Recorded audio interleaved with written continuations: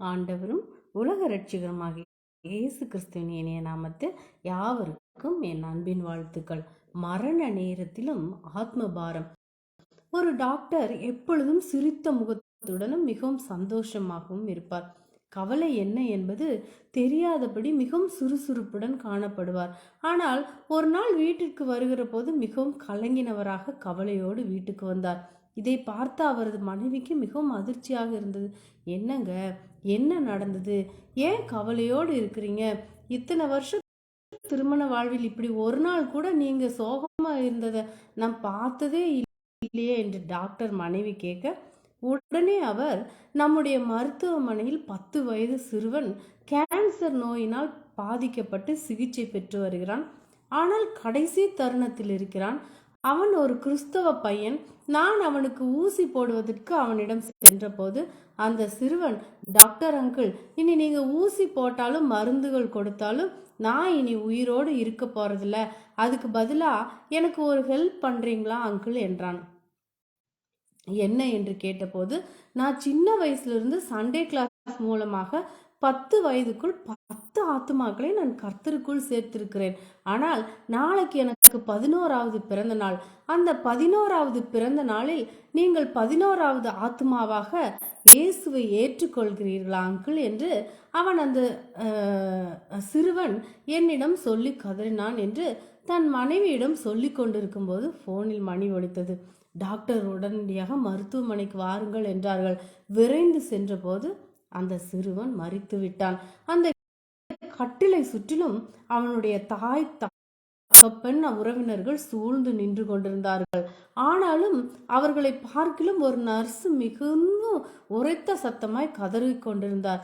என்ன நடந்தது என்று டாக்டர் கேட்டபோது அந்த நர்ஸ் சொன்னார்கள், டாக்டர், இந்த பையன் ஆண்டி, நான் சின்ன வயசுல இருந்து சண்டே கிளாஸ் மூலமாக 10 ஆத்துமாக்கள் எனக்கு நான் சேர்த்திருக்கிறேன். நாளைக்கு எனக்கு 11வது பிறந்த நாள். ப்ளீஸ் ஆண்டி, நீங்களாவது அந்த 11வது ஆத்மாவாக இயேசுவை ஏற்றுக்கொள்ளுங்கள் என்று சொல்ல சொல்ல அவன் உயிர் பிரிந்து விட்டது என்று கூறினார்கள்.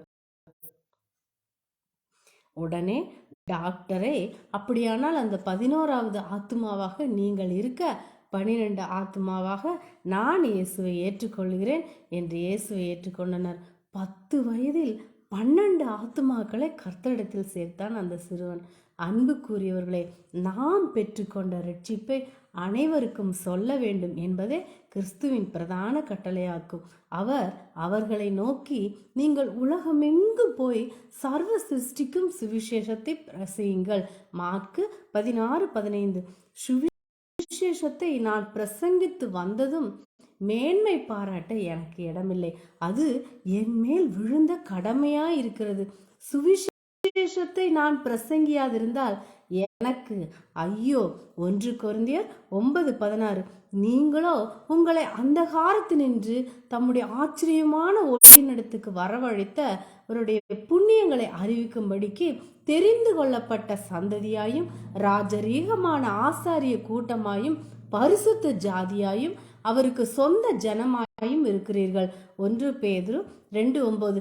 நீங்கள் இயேசு கிறிஸ்துவின் சுவிசேஷத்தின் மூலம் ரட்சிக்கப்பட்டவர்களால் கட்டாயம் நீங்கள் சுவிசேஷத்தை அறிவிக்க வேண்டும். உங்கள் மூலமாக தேவன் கிரியை செய்து கட்டாயம் ஆத்துமாக்களை ரட்சிப்பார்.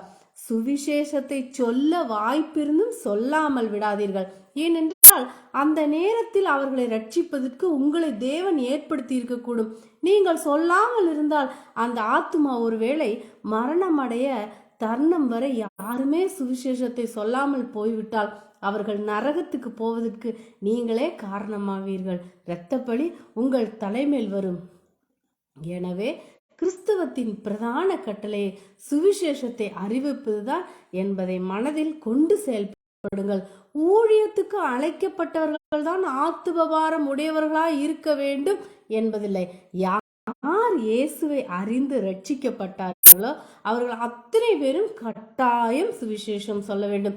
நீங்கள் சுவிசேஷம் சொல்லும் போதே தேவன் கிரியை செய்து அவர்களை ரட்சிப்பார் என்பதை நான் கூறுகிறேன். இயேசு அவர்களை நோக்கி, நீங்கள் உலகம் எங்கும் போய் சர்வ சிருஷ்டிக்கும் தேவ சுவிசேஷத்தை பிரசியுங்கள் என்றார். அவர்கள் புறப்பட்டு போய் எங்கும் பிரசங்கம் பண்ணினார்கள்.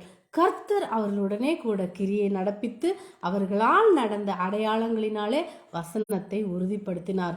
நீங்கள் ஆசீர்வதிக்கப்பட்டவர்கள். ஆமேன். அல்லேலூயா.